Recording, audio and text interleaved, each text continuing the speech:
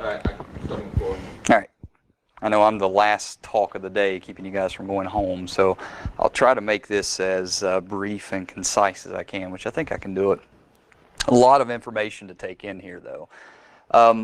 Just kind of a disclaimer here, I'll give you, most of you guys know me, but if you do want to get in contact with me, I have 3 different Twitter accounts there. So you can follow me on Twitter, follow our MU Digital Forensics on Twitter, shoot any questions you want to, and if you want to find out anything in terms of stuff we do here at Marshall research-wise, feel free to get in contact with me. I'll put my email and stuff at the end of this presentation, but really kind of want to get into the meat of this presentation, which is really the potentially unwanted programs. And this was a talk that I had done at B-Sides Kansas City last year, kind of a variant of it, but updated a little bit.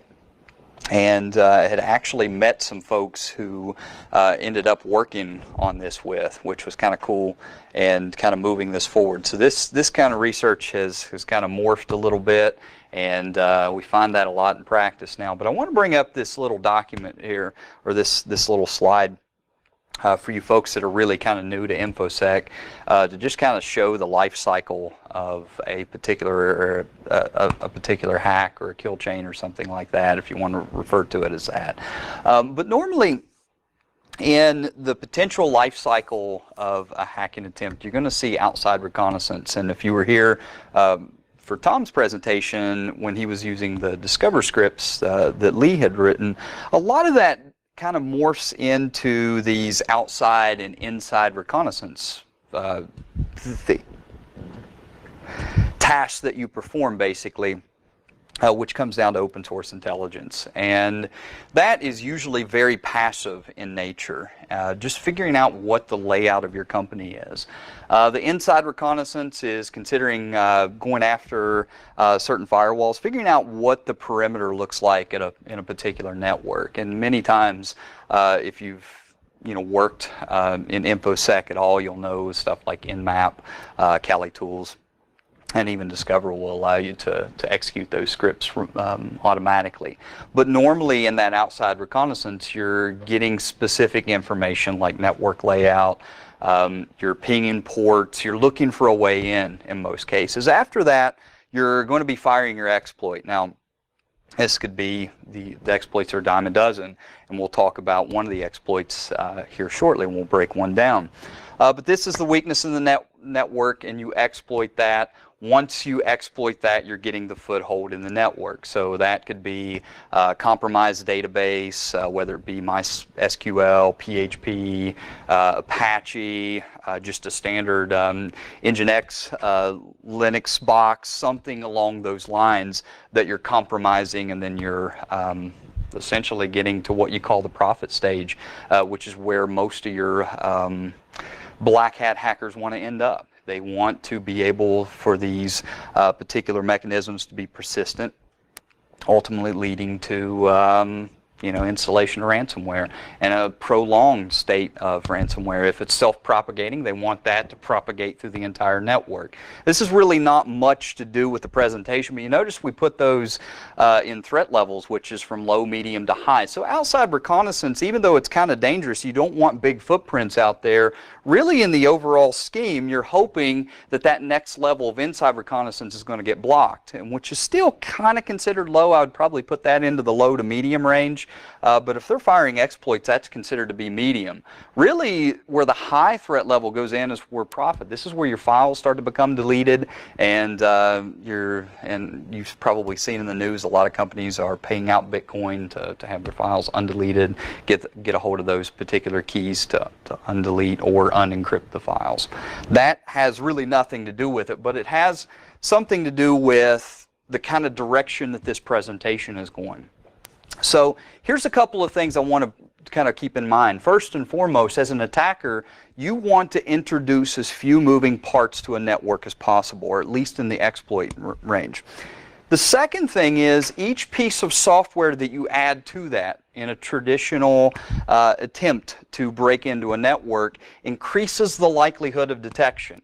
because you're looking at tools, you're looking at logs now that are not just searching for hash values and things of that nature, but they're looking at a very heuristic format. So if something kind of sits out of the ordinary, hopefully you have the detection mechanisms, whether it be automated or human, that's going to catch this and block it at some point. So that increases the likelihood of detection, including even your anti-malware, antivirus clients, which don't really catch about 1/10 of really what's out there.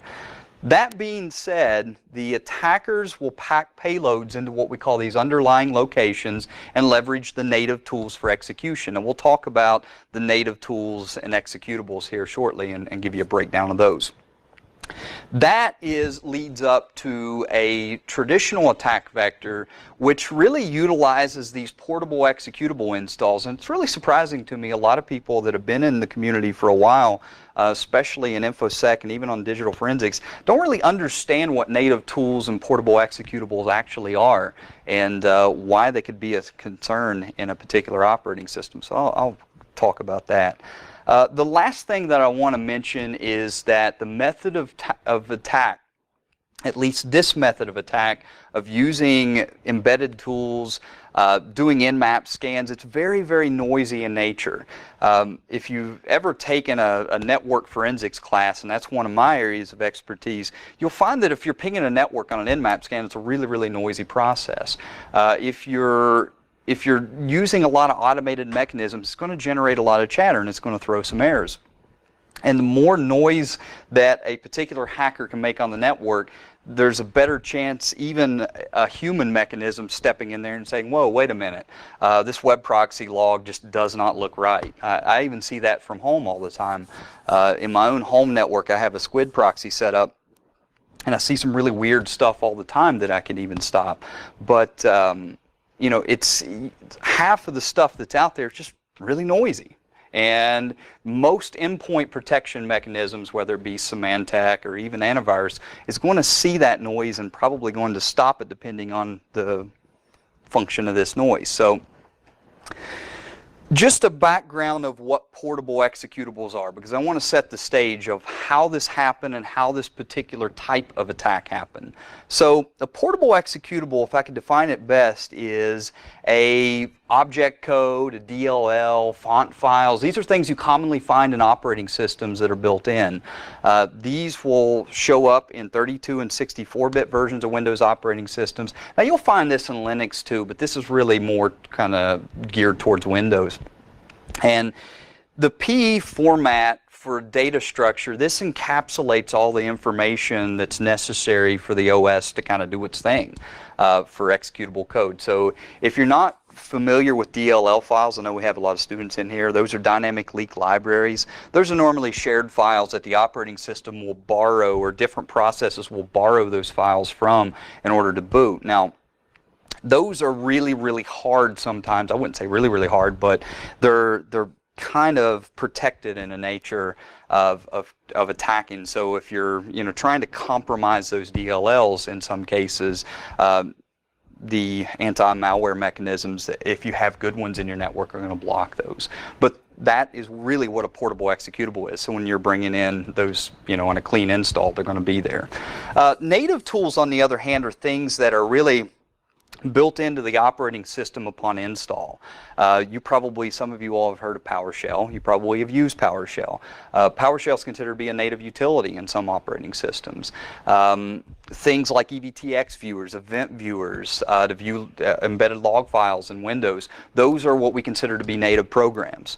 So these are things that are already there, and you've probably worked with them in Linux. If you've taken Linux courses before, you know that Linux has a lot of stuff built in that we can already use. Just for example, in Tom's presentation, he was using Lee's Discover script that's all built in shell scripts. So those shell scripts, you don't have to really add anything in, it just runs. So that's kind of the same direction that Windows uses with these native utilities, but we're finding, or at least I'm seeing in a lot of these newer styles of attacks, that we're not leveraging outside stuff like we used to. We're going and using more internal utilities, or we consider those native utilities like PowerShell, in order to fire off some of these newer exploit kits. So In an ideal attack scenario, think about this. The minimal number of these easily detectable portable executable installs coupled with the execution of these native tools. So like PowerShell, for example, this is really a quiet installation. You're not really adding a lot of stuff into the operating system. So if you're a hacker and you're thinking in terms of that and thinking, okay, well, if I can leverage what's already there and I can fly under the radar of antivirus, I'm going to be very hard to catch for a long period of time. And that's what we're seeing happen. So this kind of increases the likelihood of a successful attack. How are they doing this? So this kind of is spending all that time defining all this stuff. How are they achieving this? And there's some really interesting things. And one of the things I see pop up more and more and more are these potentially unwanted programs. We think that we got rid of these years ago, and we haven't even come close to this. If you start looking at the numbers and start looking at exactly how these things are firing away, we're not done with them yet. So a PUP, if I were to define it, it's basically something that the user perceives as unwanted, even if the user installed it themselves. A prime example of this is if you're installing one program, and if you've probably done this before, and you're racing through the install, and there's a little checkbox to say, oh, install this toolbar or install this program, and you just kind of race through it, and you click next, and then before you realize it, you have the second program that's installed on there, even though you opted to install that, that's considered to be a potentially unwanted application or a potentially unwanted program. There's really no clear opt-out method for a lot of these. This is why they propagate the way they do. Users know this. Hackers know this. And this usually comes in toolbars. Toolbars is probably the most well-known, infamous ones of these, and I'll have a case scenario where I break this down. And plugins are really, really bad about this, and so on and so forth. So there's a lot of stuff in there. This is the one that alarms me. In a 2014 study by Google, they found that these potentially unwanted programs, these portable executables basically, accounted for 24.7% of all malware infections. That's a quarter of all malware infections out there. This accounts for a quarter of them just by the numbers. And this is a particular Google study that they had put out there on just, breakdown of malware. So it's not a uncommon problem to see this happen. Now, just kind of a disclaimer, PUPs really aren't inherently malicious, but they can be. But they will increase an organization's attack surface, and they expose those systems to additional threats. Mainly what you're doing when you're adding these in, you don't know what you're adding in, number one, what's in the embedded code of these, and also you're adding in a program that gives that attacker something else to leverage, which we'll show here shortly. Now, these threats can extend well beyond software vulnerabilities. These can go into reverse shells. We can look at just different ways into the network in general. I'll show you how this is broke down. This is one that just came out last year, and you're seeing more and more of this in the mobile operating system. How many of you guys ever heard of AppFlash? Probably not.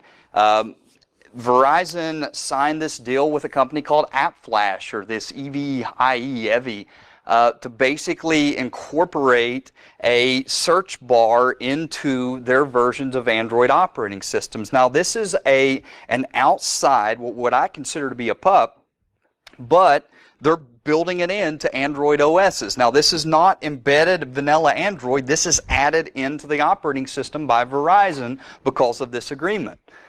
The problem is with that, Verizon does not do the in-house development, nor does Android. So this is going to be a side-loaded app in here that we don't know. It's compromised. We have no idea. So what do you think that antivirus vendors are going to do when they see these programs natively built into Android? It's going to be like having the false credentials hanging around your neck. You look legit, you sound legit, you are legit, you're on a million gazillion devices out there. Have at it, Chief. We'll ignore basically any noisy installs that you might have in that operating system. That's what's happening. That's just one example. Here's the case study, though, that I want to bring up, and I'll try to get through this relatively quick, and I think I can.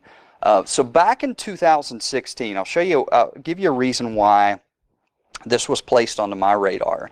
So around probably January or February of this year, earlier, see, we're in 2018, January of 2017, so we're in April. So January of 2017, I got a call from a particular company, and this particular company was dealing with trying to scrub this particular type of ransomware off of their machines.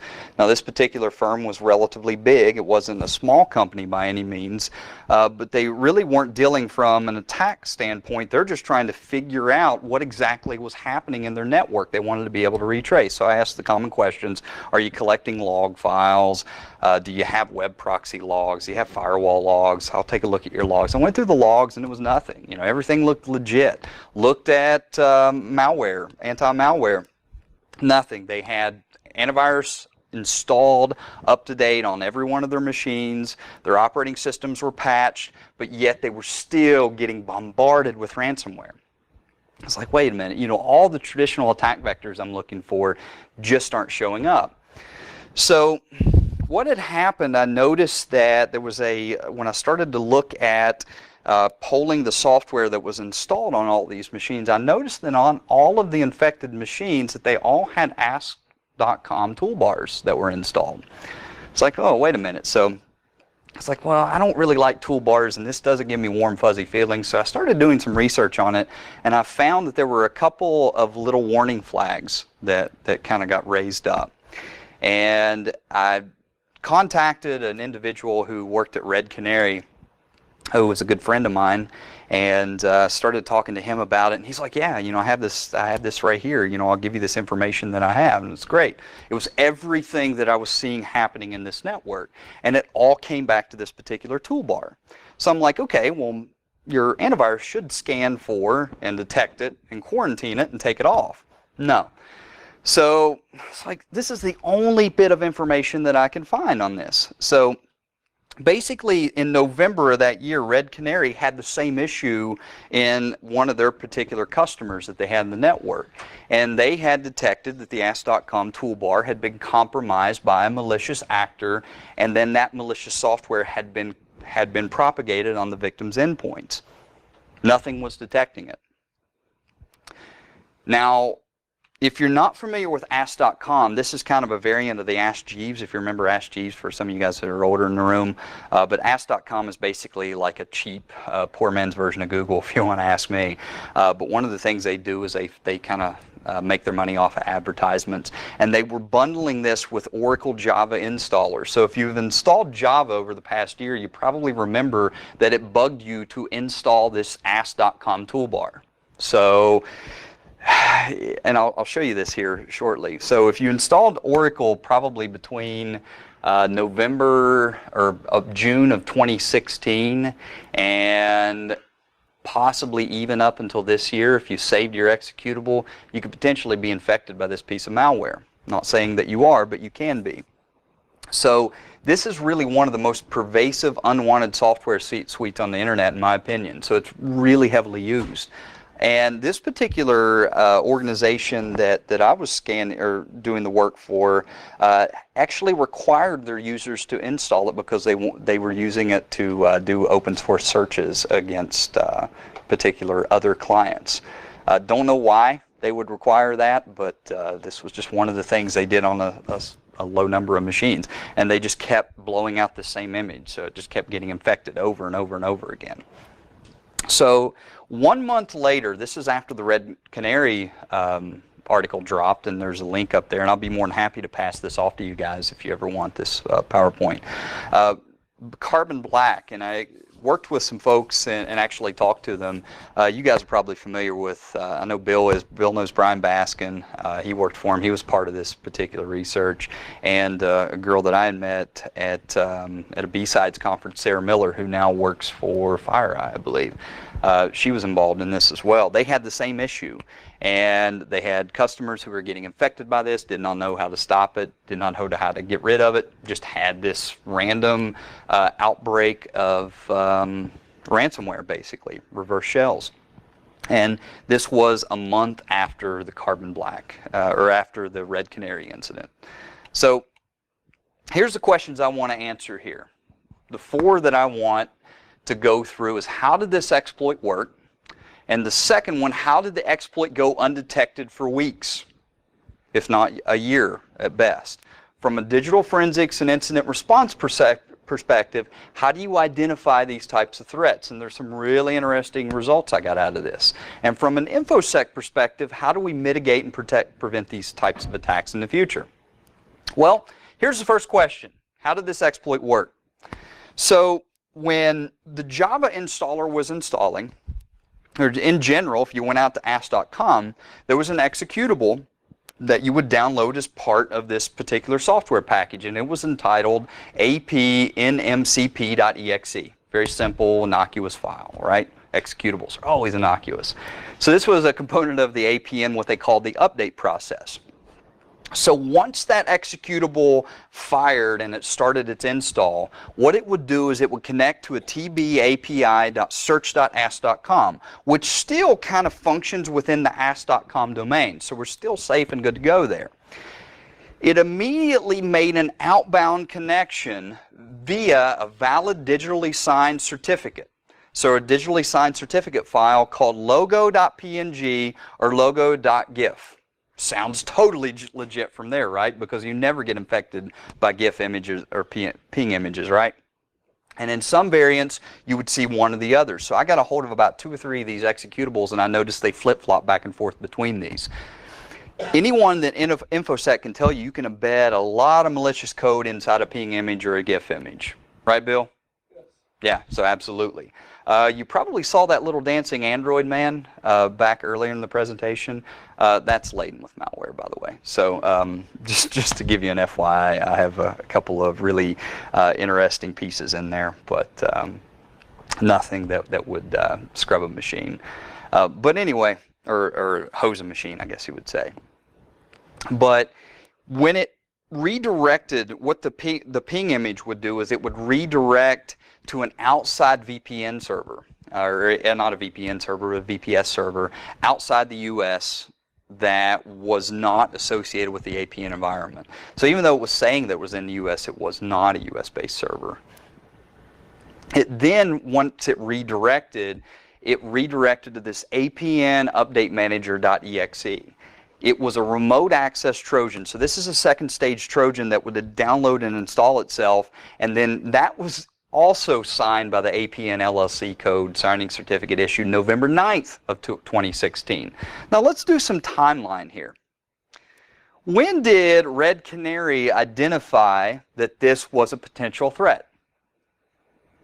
November what, 2016? November 5th, right? Now, Carbon Black said that this was happening in December. Note that the date that I have there was signed with an APN LLC certificate that was issued on November 9th of 2016. So this was an active threat even after Red Canary got a hold of this. And when Carbon Black published their article, this was still happening. This still is happening today. This is not something that's been totally mitigated yet. And I'll give you the reasons why that's the case. So in that update manager, what basically happened was a second stage remote access Trojan would install. It would enumerate processes to give the user a reverse shell. That user would then use that reverse shell to run a number of other scripts which would scalp all the users off, automatically create user accounts on the access machine that executable just gave the remote access to, and then start to enumerate different information off of those machines without no intervention of the user whatsoever. So let's say you're running on a Windows machine, to just kind of bring this into perspective. This particular program fires, it goes through its Java installer.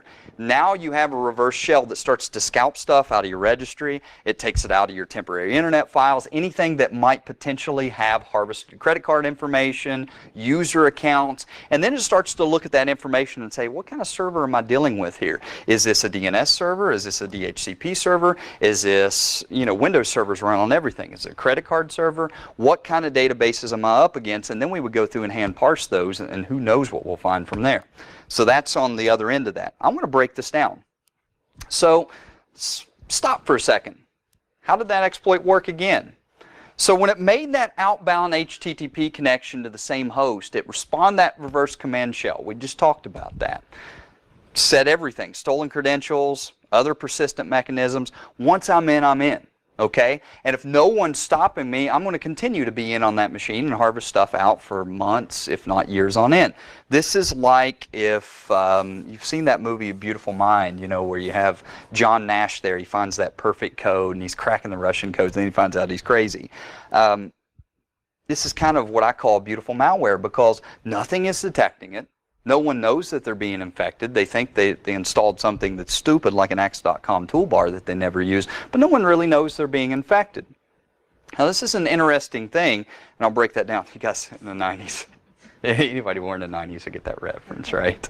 I love that. It's funnier in my head. Like, that's the first thing I thought of when I was like, let's break it down. You know what I'm talking about. Bill, you know what I'm talking about, right? Yes, I'm old. Yeah, you were in the clubs then. This is why Bill's knees are wore out, because he did that dance right there. That's why MC Hammer limps around too. So let's look at this. So you have that mcp.exe, that first file that I was talking about. That is considered to be a portable execution file by Windows. It's signed, it's sealed, and it's delivered. Nothing's picking it up. That malicious process made an outbound HTTP connection to the same host. It spawned a reverse command shell. Now, over on the right over there in the gray, you see that that process allowed the installation of a batch file with encoded native PowerShell commands. Okay, the word native pops up there. It runs those commands in the registry and runs those keys as a persistent mechanism. Now, do you see it? You see the two ingredients here that's part of that potential attack that shows and brings up every red flag. We have a PE file, and we have also leveraging what? Native utilities, right? So you have those two ingredients that you don't have to bring in outside stuff. This is not a very noisy attack, believe it or not. It sounds like it. And that's mainly because Windows just kind of looks at it and ignores it. They're just kind of laying on it and sleepy. Yes, sir? Most PE executables would be by antivirus. Is there an existing signature, or did the AIDE vendor just basically drop the ball on this? Yeah, so hold after the commercial break there, and I'll give you the cliffhanger on this one. Because that's what I thought when I was looking at it. I thought, why aren't the AV clients picking this up? Why is this, if this doesn't have a valid digital signature, or if they're spoofing the signature, why is it not picking this up? Why does it just scrub it off? So here's a random meme break. There's another cool one there. Like that one. We're on a college campus, so this one's totally relevant. So how did it go undetected? This answers Bill's question here. So most Windows applications that have specific extensions other than exe will have binaries that will be digitally signed. Even executables will be digitally signed that come from a server. That's kind of, and to give a background of what digital signatures are, this is kind of like signing their name to a certificate signing authority. So we call them CA root certificates in certain cases. So a certificate authority like Symantec will sign that file and say, yes, this file came from ask.com. The hash value says that it came from ask.com. It has all the heuristics that on all the keys that it smells and looks like and acts like that it's from a legit server. So the three things that PE binaries look for or at least antivirus vendors in most cases, or any endpoint vendors, is first one, is it signed? So does it have a digital signing entity? Is it present in other environments? It's kind of like the scientific method. If everyone else in the scientific community is using it, normally it's generally accepted in the scientific community, right? And the frequency. Are these binaries present in other environments? So are they normally present, and how often are they present? Those are three things that vendors look for. Now, let's look at the digital signature. So I ran this digital signature of this particular file. So was the binary written or executed by a digitally signed entity? Well, is it? Yeah, apn.llc. So ask networks was signed by Symantec on November 9th, 2016 with a valid thumbprint serial number, and it was valid to May 28th of 2018. So this is still a valid certificate unless they revoke the certificate, which I'm hoping they did. I haven't checked it lately. Are the binaries present in other environments? If it's part of a Java install, is that present in other environments? Absolutely, we know that. Is it frequent? Well, look at the Firefox add-ons. Yeah, people install it all the time, believe it or not. Firefox has it as an add-on. There's a demo toolbar that's part of another installer there. And then there on the right, there's another installer that builds it in. So you see this all the time. It's present in other environments. It passes the sniff test. Now let's break down the certificate authority here. Now, what do you notice odd about this certificate signing authority? So let's do a little timeline analysis here. See anything weird about it? Yeah, when was it valid from? Remember the dates. Remember that November 9th date that I showed to you when it was first detected? It has a signed certificate that started back in November 9th of 2016. Now, this is something that's interesting here because if a certificate has been signed recently, this is not something that's not abnormal by any means. You're going to find CA authorities that will sign certificates that'll go back a week, a month, or even a couple of months. That's not totally abnormal to see something like that. But this is something that piqued my interest. I thought, okay, if I'm looking at this in January and this was just signed on November 9th of 2016, this is just 2 months ago, that's going to pique my interest. Antivirus is going to say, this is signed, this is good to go. It doesn't look at the actual time that it was signed. So there's another thing that you can look for there. Something just doesn't look right. So if you're examining these PE files and you think something looks real rotten with them, look at the certificate signing authority and see when it was signed. And if it was signed fairly recently, you might be dealing with some troublesome files. So this was not revoked just yet. So then I took the exe file and I deconstructed it. What do you notice about the deconstructed file right away? Let's look at the header of it. What's the header have in it? It has an outbound what? With an outbound IP address that goes out to a 221 or 4576.221.212. If you did a whois search on it at that time, this would come back to a particular, I'll just show you exactly if I can get back out of this here and what this looked like. So if I just go out and do a whois search, and I tried a whois here and it wouldn't let me through, but normally under normal circumstances you could do a whois search, and basically that came back to a VPS that ran on a particular network that was notorious about serving out and harboring and holding malware. So just a quick internet search, it came out to be, I can't remember, it was a company out of New Jersey. Carbon Black talks a little bit about it, but I don't know exactly what the name of the company is. But that just, you could do a search of that particular IP address, and I guarantee that you would find some interesting results out of it. If it goes back to a VPS, it's probably not legit. And if it's not within Ask.com's network, yeah, it's not going to look right, period. So the next thing that we're looking at there, after that, is down there towards the bottom. There's some stuff around the bottom. Anybody recognize any of that stuff at the bottom? I don't know if I can zoom in on it, but try. I can't really zoom in on it. You see what you see that last, that .pdb? Anybody tell me what a PDB is? Have you ever seen that kind of stuff in there? It's got some Apache stuff in it.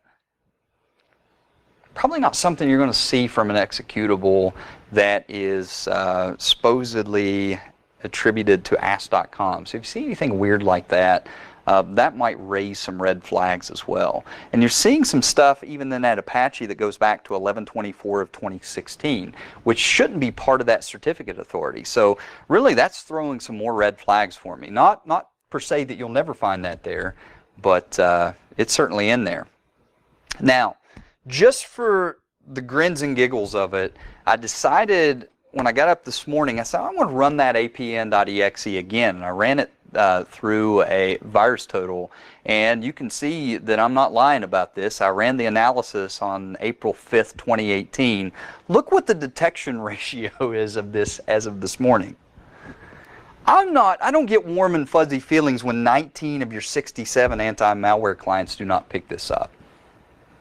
And this happened in November of 2016. This is still persistent. This is still out there. Now, the thing is still there. That's not a good sign. Now, that's not to say that they haven't scrubbed this or has not fixed this yet, but you'll still see a lot of people that will pull down certain Java installs that has this embedded in. They'll save them onto file share servers. They'll propagate them or reinstall them, or they'll include them in with images, and these things just keep getting propagated over and over and over again, and the anti-malware clients aren't picking it up. Now, the fourth question that you have there is, how do we mitigate this, and how do we prevent these types of attacks in the future? Well, first, the easy way to say just avoid all third-party plugins and extensions.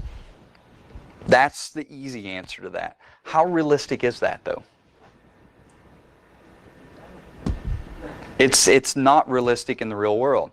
Especially here in academia, where a lot of folks will say we need to install everything, anything, and all things because we're an academic institution. You're fettering, inhibiting our ability to do valid research because you're blocking something. And that's honestly what they think. So it's not always the best way to do that. It is a practice. It is something, and I know that like School of Medicine, for example, for a long time, had a WebSense proxy in there, and they just blocked the executables from being downloaded. It's not realistic, but it's another thing where you're dealing with an environment that if you're doing something like that, what are the users going to do if you're blocking executable downloads? What's common sense going to tell you? Did it when I was adminning network. If I can't download an executable file, what's going to happen? I'm going to get it from somewhere else, and I'm going to transfer it over, and I'm going to install it, because the web proxy is not going to keep me from installing it. It'll keep me from downloading it. So now I'm bringing in older versions of software. I'm propagating that back into the network again. So that's not always the best way. And none of these payloads were detected by endpoint engines at the time of execution. And only a few, I think when I checked it in January, only 3 covered it, and now only 19 of 67 anti-malware covers this. So we're still not quite there yet. So it's still a problem. Now, the plugins, the extensions alone is not sufficient to detect any new novel attack. You're really breaking these files down. Look at the behaviors of those files to specific applications. Don't go with the "it's not harming me today" verbiage. Okay, that's what a lot of people take. And another thing with this, don't over-technificate it. You see a lot of stuff where people talk about APTs.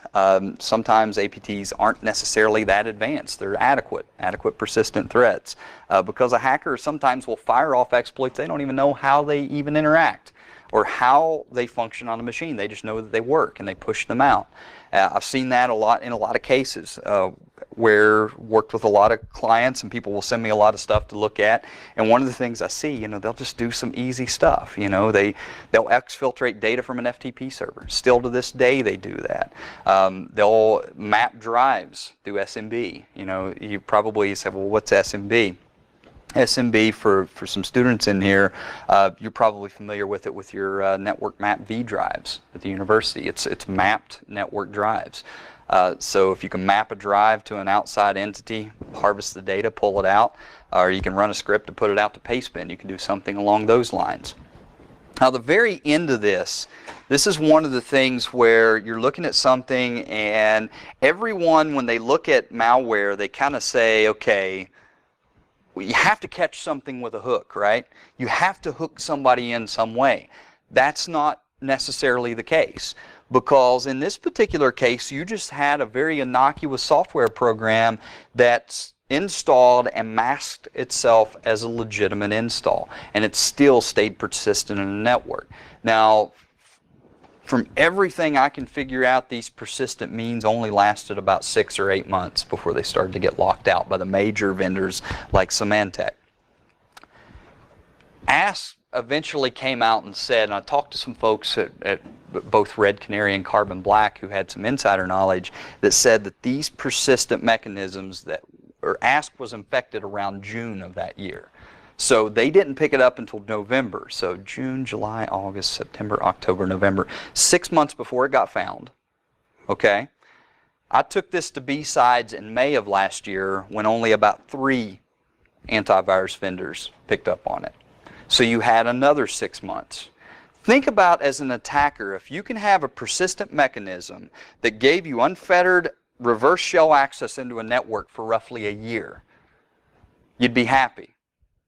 You guys are in Bill, Tom, you guys know, Adrian, if you had access to a machine for a year, you'd be totally happy with that, right? I mean, it's a monster report. So how did this all happen? This is one thing I never talked about. How did all this happen? Well, was it because the attacker attacked a particular user's machine? How did they get all of this to propagate? I left the kind of cliffhanger part of this out. So where did the sole source of this begin? Can you figure it out? It's kind of like the, have you ever seen that movie, The Machinist, with Christian Bale in it? You watch that movie, you have no idea that movie's going to end like it does. Totally just like, boom, like, whoa, I didn't expect that. Saw all the signs there that something weird was going on, but I did not expect it to end like that. Especially like this. Attackers had literally compromised Ask.com server, had loaded the malicious content into Ask.com server they had compromised. Ask had totally submitted those executables and binaries to be signed by Symantec, and Symantec says, well, you must keep them safe. This must be true, so we're going to sign them for you anyway. So this was hacked at the very top source. Do you see more and more of this happen? Absolutely. We're seeing that through Equifax. You're seeing it through a lot of top-level domains. Why are attackers going after top-level domains? Why are they going after these heavy actors rather than trying to funnel around the bottom? If I can attack the top, it's like Reagan's trickle-down economy. We're going to trickle down to the smaller machines. If we catch those, the machines that they trickle down to, it's going to take a long time to scrub the persistence off of those machines because we're not really even sure what happened there. And this could be a network forensics nightmare, at least on my end, because all the automated means just aren't picking it up. So you're going to see more and more of this, and it's going to continue to happen. Yes, Bill? So this is a Windows-only infection. This one is, because it was an executable .exe. So the defense against this is to buy Macs. Buy Macs or use Linux. No, I mean, this is crazy. This is crazy because, and this scared the bejesus out of me because, you know, you're always looking for like, you know, fired exploits to be looking, and to think that this got embedded into an executable and it flew under the radar of all the controls that we have in the network, it's really, really scary. Now, this is why we need folks sitting behind white hats looking at these networks, because some of these heuristic and automated means just aren't going to detect it. Still don't detect it to this day. And those folks you have to be agile on your feet. And what happened is, the only reason that this got caught is because Red Canary and Carbon Black had customers that said, whoa, wait a minute, I can't stop this. Can you figure this out for me? And they did. And that's really what stopped it. You know, it's just some good old-fashioned elbow grease, honestly, that stopped it. So for you guys looking out here, it's good job security. these kind of things. You don't want to see this happen to your network, but it's not advanced in most cases. Don't over technify it, or I'm trying to get that word to spread out there. Technificate. Don't over technificate these things. If you see it and it has a sense, this is what threat hunting is kind of morphing into. This is kind of a scratch the surface of threat hunting, but going back and saying, okay, did this happen in my network over the past year? Then you can start to say, okay, if this executable compromised, then I can go back and look at my logs and say, okay, when did it compromise? Why is it continuing to compromise? And then when I went back and looked at the network, the logs and the proxy logs they were running, they had a proxy log. The proxy logs made sense. The log files made sense, and I could go back and look at specific times that these machines basically got hosed. And then I could go back to the system admin and say, hey, this is when the machine got hosed and this is what it hosed. Luckily, they had backups to go back to, but it was pretty nasty to scrub these off the machines.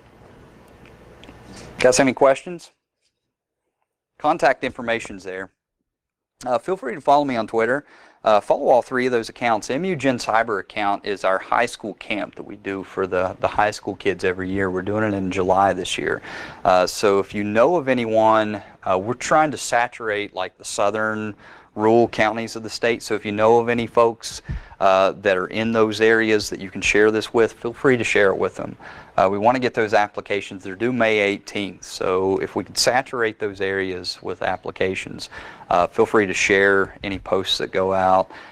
Let folks know that this camp is available, because we want to get these folks to college. We want to train them and eventually turn them into good employees one of these days. And this is the kind of stuff we cover with them at a very basic level.